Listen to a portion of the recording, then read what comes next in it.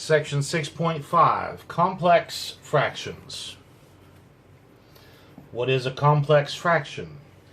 Here at the beginning of the section, in the brown box, page 425, near the bottom of the page, she defines a complex fraction. It says, a quotient with one or more fractions in the numerator, denominator, or both is a complex fraction. And she gives some examples. Here's an example.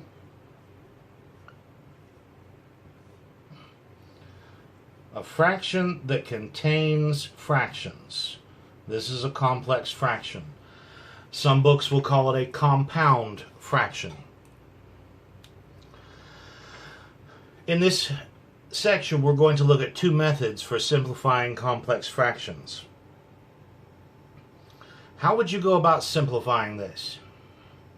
One way to attack this is Chapter 1, Order of Operations.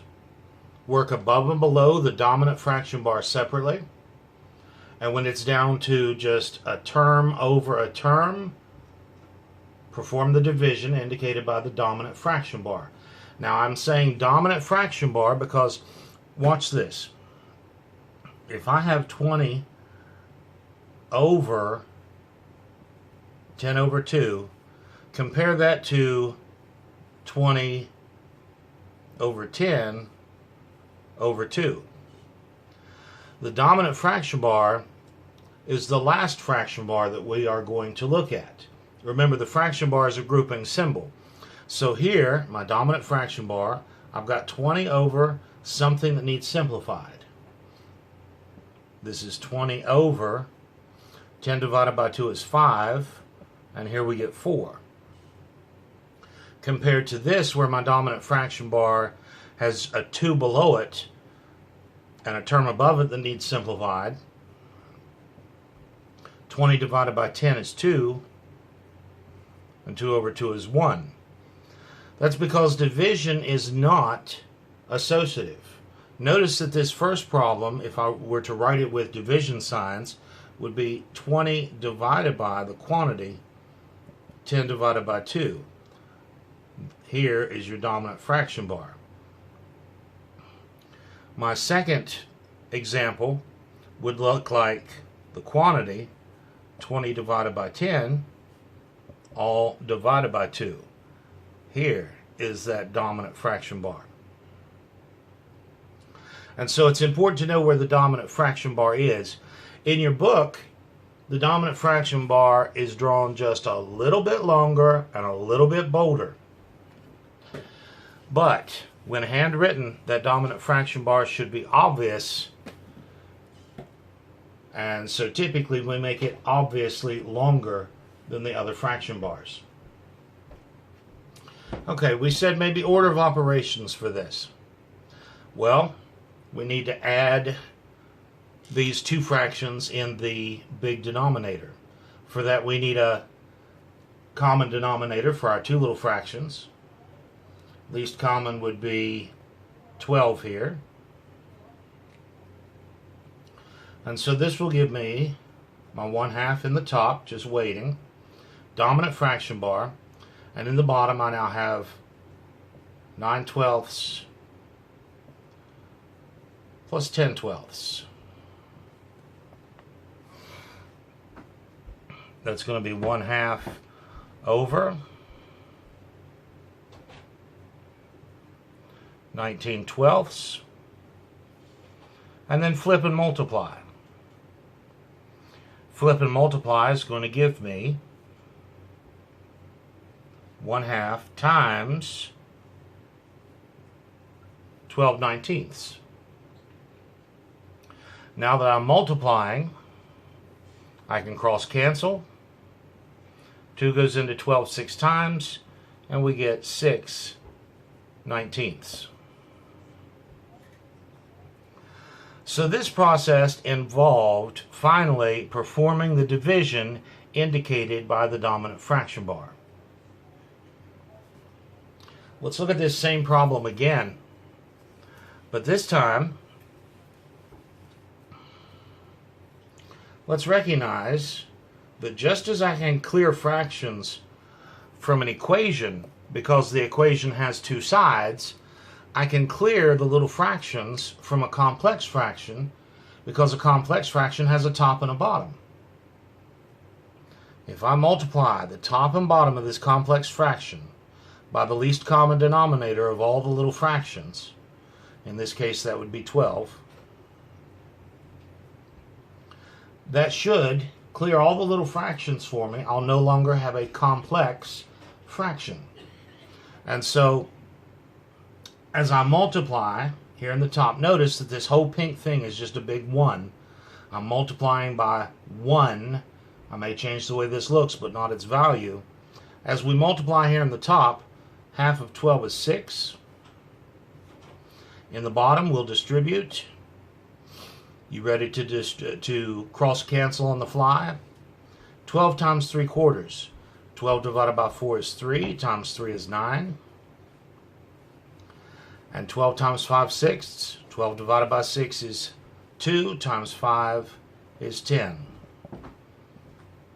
And it should be no surprise that we get the same answer because we never broke the rules of algebra.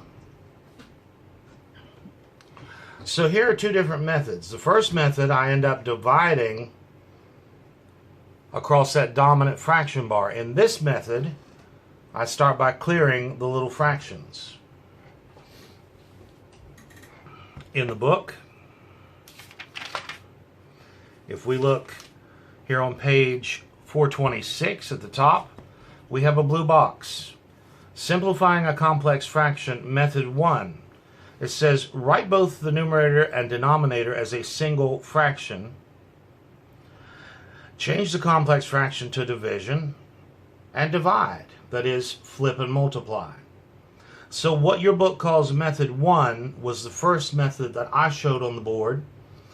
And because different books will call these different things, this may be method 1 in this book, might be method 2 in another book, method A in a different book.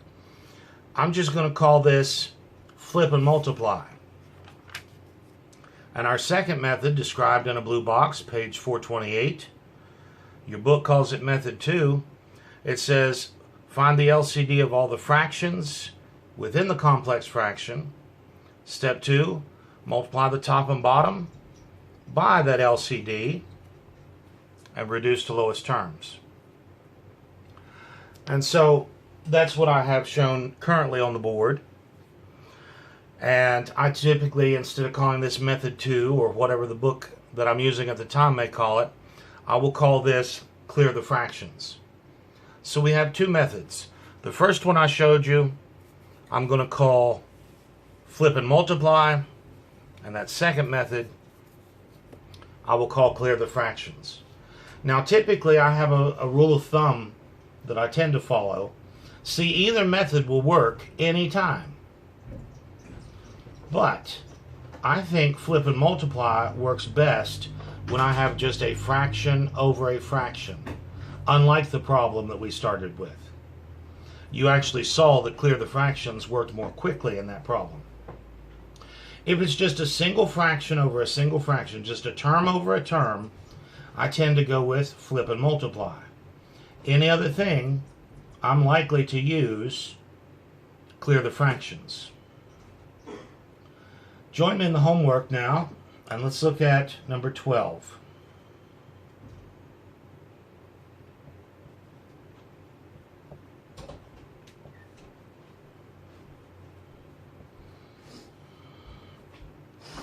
Again, handwritten, let's show that dominant fraction bar clearly.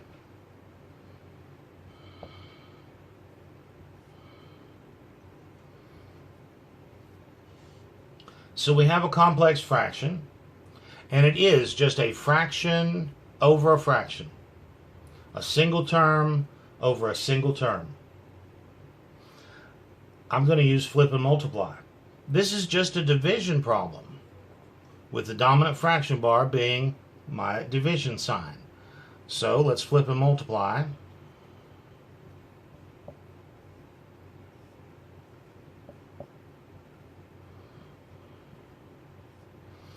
And now that we're multiplying, we can check for cross-canceling. I see these 3's will go.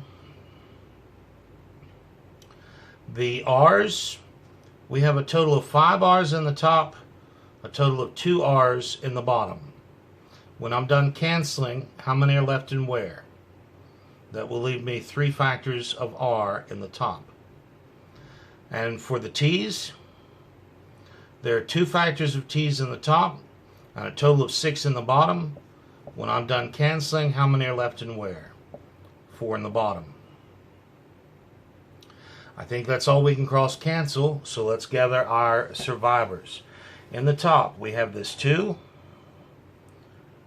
and we have an r cubed. In the bottom, we have that 5 and 4 factors of t. Just a fraction over a fraction, flip and multiply, and be done with it.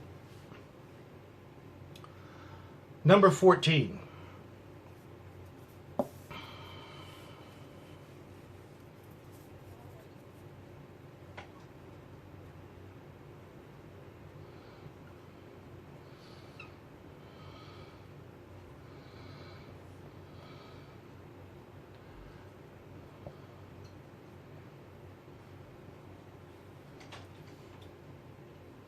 This again is simply a fraction over a fraction. And so I'm going to flip and multiply. My first fraction now times the reciprocal of my second fraction. Nothing here will cross cancel. So multiply the tops. Multiply the bottoms. We're good to leave this in factored form since we're dealing with rational expressions. If you want to distribute the 3 and distribute that q, help yourself.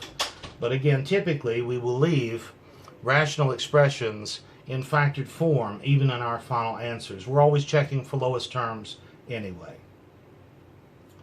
Now, this is a good problem for me to show you that, once again, either method, anytime. We did this by flip and multiply, but it should also work using clear the fractions. If I multiply the top and bottom of this complex fraction by the least common denominator of all the little fractions, my little denominators, I have a q and a 3. Gather every different factor you see, we see a 3 and a q, each appearing no more than once in any one denominator. So 3q is my least common denominator. And now as I multiply here in the top, remember this is over 1, this is over 1. What happens? My q's will cancel to leave 3 times q minus 5 right there. And in the bottom, what happens? My 3's will cancel to leave q times q plus 5. So exactly the same answer. Either method, any time. Number 16.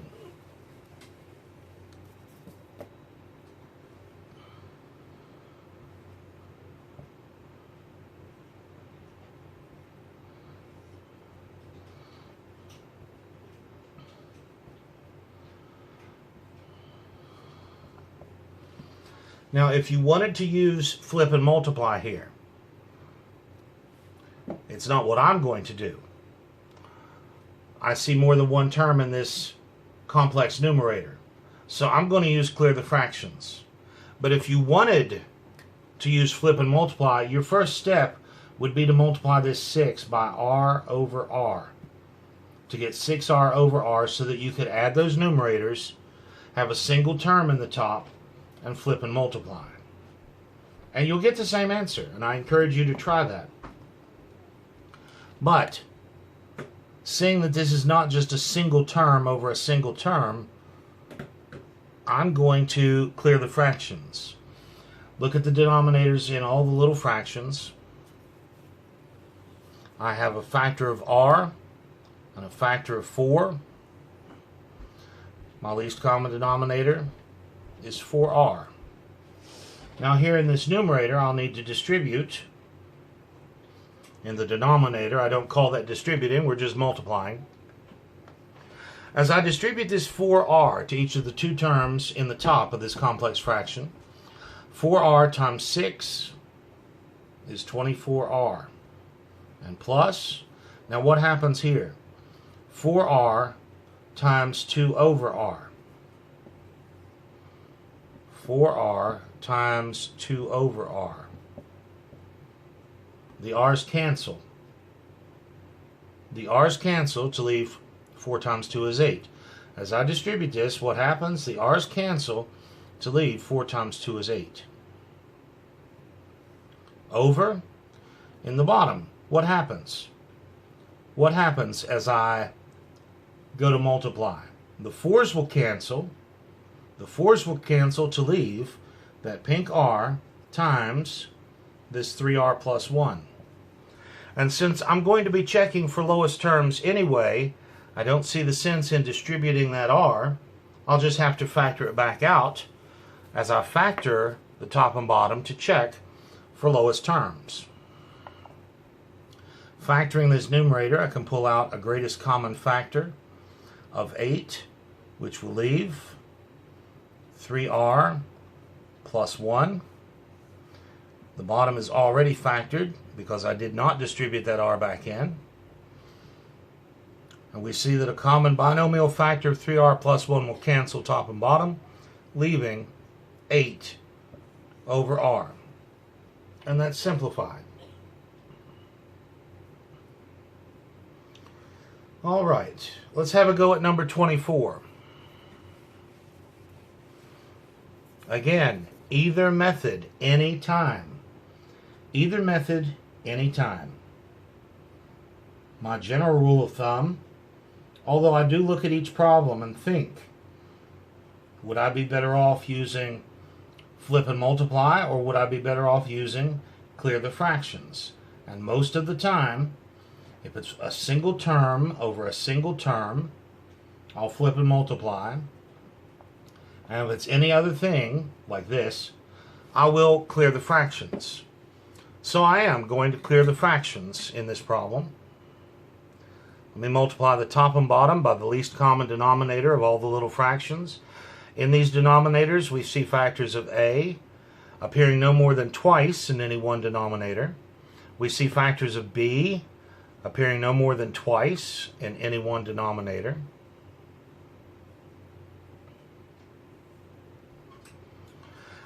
We're going to distribute this to each of the two terms in the top, each of the two terms in the bottom.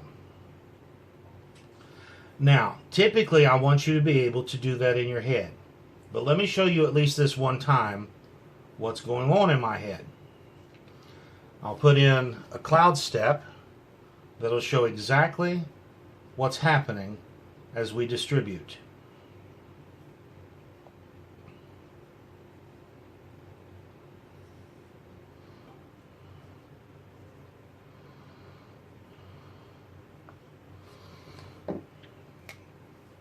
As we distribute this pink LCD to each term in the top and each term in the bottom, this is what it looks like.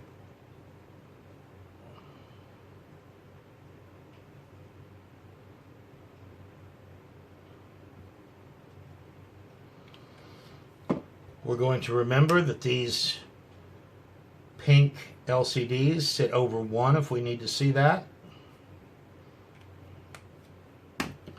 And then in each of these four terms, 2 in the top, 2 in the bottom, we're going to say what happens. In this first term, what happens? The a squareds cancel. Let's see if I can squeeze this in here. The a squareds cancel to leave b squared over 1, we don't write, over 1, and minus. In this second term, what happens? The b squareds will cancel to leave just a squared. In the bottom, what happens? A single factor of a will cancel, leaving what? A b squared. And minus, in this last term, a single factor of b will go to leave a squared b. Now this is actually what's happening, and if you'd like to use this cloud step a few times to get a handle on that, by all means, be my guest. But what I'm hoping is, at this point, that is a step that you can do in your head. Here's what I will be doing as I work the remaining problems as the examples in this section. I'm going to distribute to the top. We've already seen what that looks like. Let's go back and see what I'm going to expect you to do in your head. Distribute to each of the two terms in the top. As I distribute this pink LCD to this first little fraction, what happens? The a squareds will cancel. What's left? That pink b squared. Minus, as I distribute to this second little fraction, what happens? The b squareds will cancel. What survives? Just an a squared. In the bottom, distributing to this first little fraction, what happens? A single factor of a will cancel top and bottom. What survives?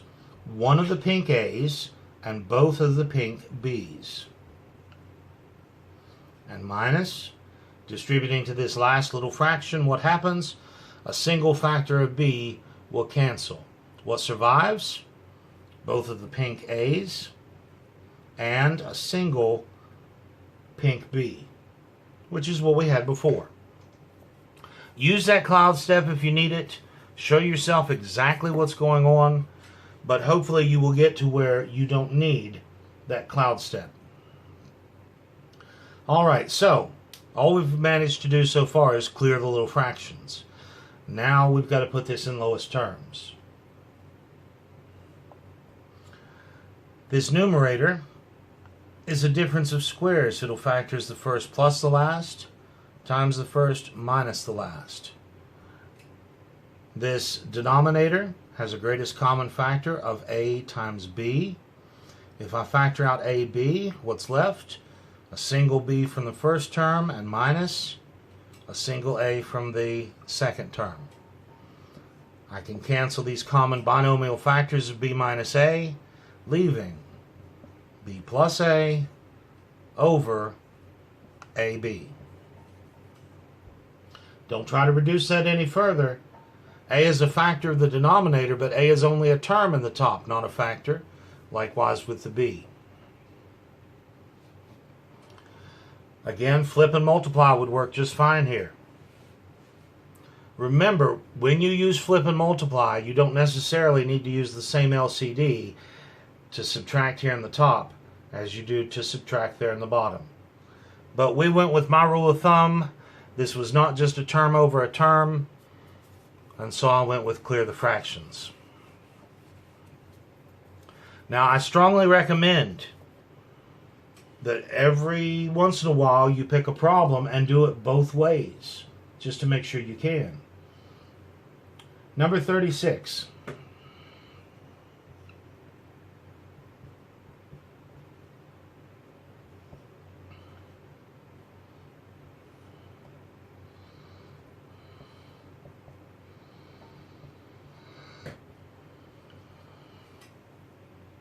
This is not just a term over a term, and so I'm going to use clear the fractions. My least common denominator, well, the only little denominator here is that x plus 3.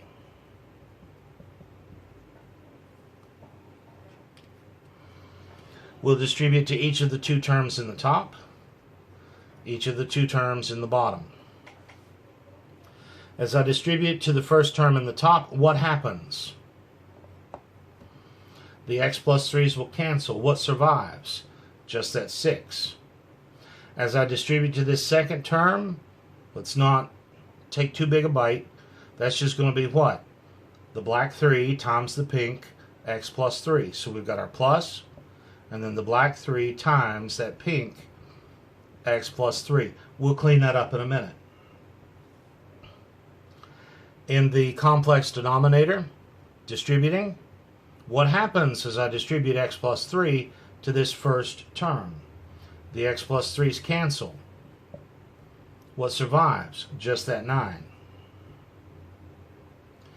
And minus, and as I distribute to this second term, well, I simply have the black 3 times the pink x plus 3. We'll clean that up in our next step. So we'll get to cleaning up. We'll distribute that 3 in the top.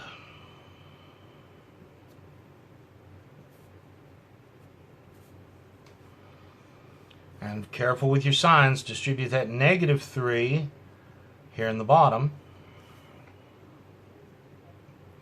Simplify that numerator, combine like terms. Simplify the denominator, combine like terms. Those 9's subtract out to leave just the negative 3x. Check to see if this is in lowest terms. Well, that numerator I can factor out a 3.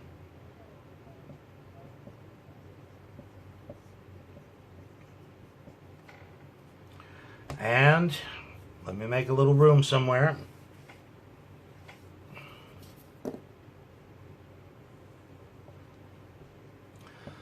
These factors of 3 will cancel. I'm going to take my negative and just set him out front. Negative x plus 5 over x.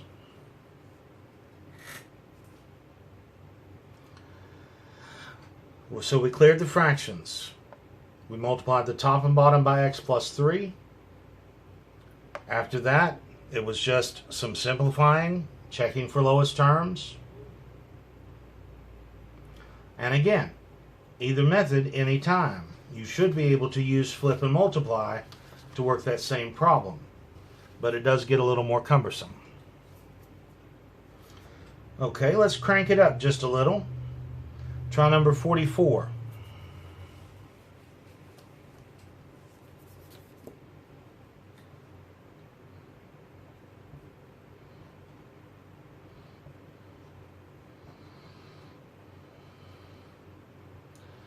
Either method, anytime. What do you think I'm going to do with this one?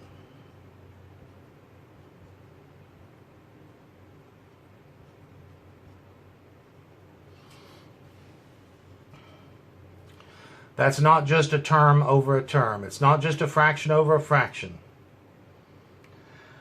If it were, I would lean toward flip and multiply. But this is multiple terms over multiple terms. I think our best bet is to clear the fractions. Multiply the top and bottom of this complex fraction by the least common denominator of all the little fractions. In my little fractions, my denominators contain factors of x, at most appearing twice in any one denominator.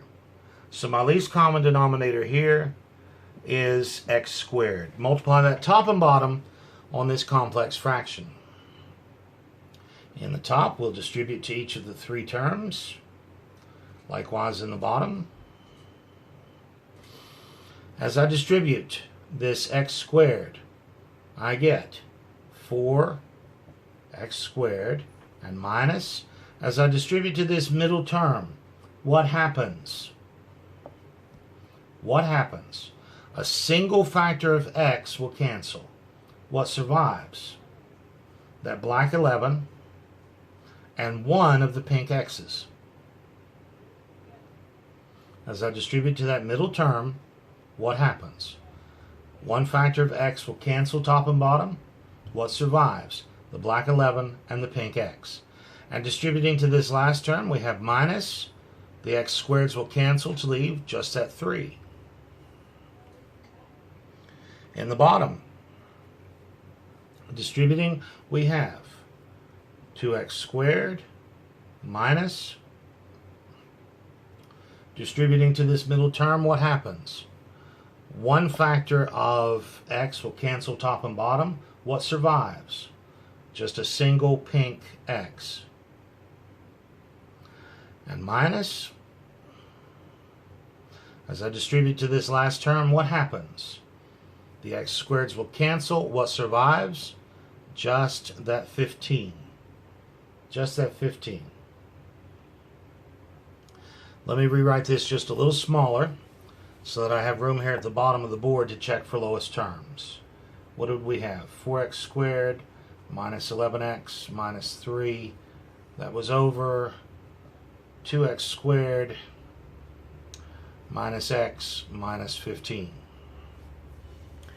Now, we want to check this for lowest terms. And so let's see about factoring this numerator. If it factors, it will factor as a pair of binomials, each starting with some kind of x term. Signs are opposite. Maybe that 4 is 2 and 2. Well, then the 3 would have to be 1 and 3. How does that check?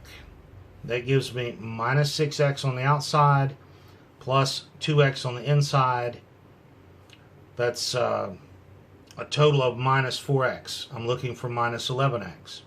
Swapping the 1 and the 3 aren't going to do any good. I'll still have it'll change the sign.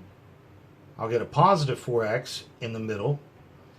So I know it's got to be 1 and 3 if it factors. Maybe it's not 2 and 2. Maybe it's 4 and 1x, and we don't write the 1. The outside is minus 12x, the inside is plus x, and that gives me minus 11x in the middle. That works. In the bottom, if this factors, it will factor as a pair of binomials. It has to start 2x and x. Signs are opposite. My signs may or may not be in the right place. We'll figure that out as we go along. I need to get a minus x back in the middle. I'm thinking about this 15. If I use 5 and 3, that gives me minus 6 on the outside plus 5 on the inside, gives me back that minus x. And so that's how that factors. Now that we've got it factored, we can see these common binomial factors that will cancel. And finally, this leaves me with 4x plus 1 over 2x plus 5.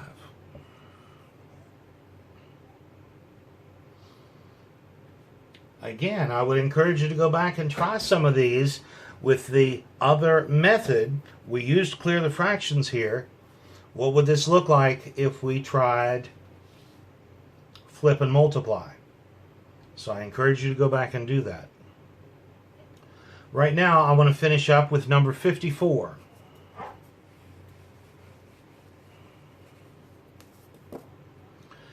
Now, number 54, I thought we were doing complex fractions, right? Well, let's think about this. This is a complex fraction. Perhaps I might say a complex fraction in disguise.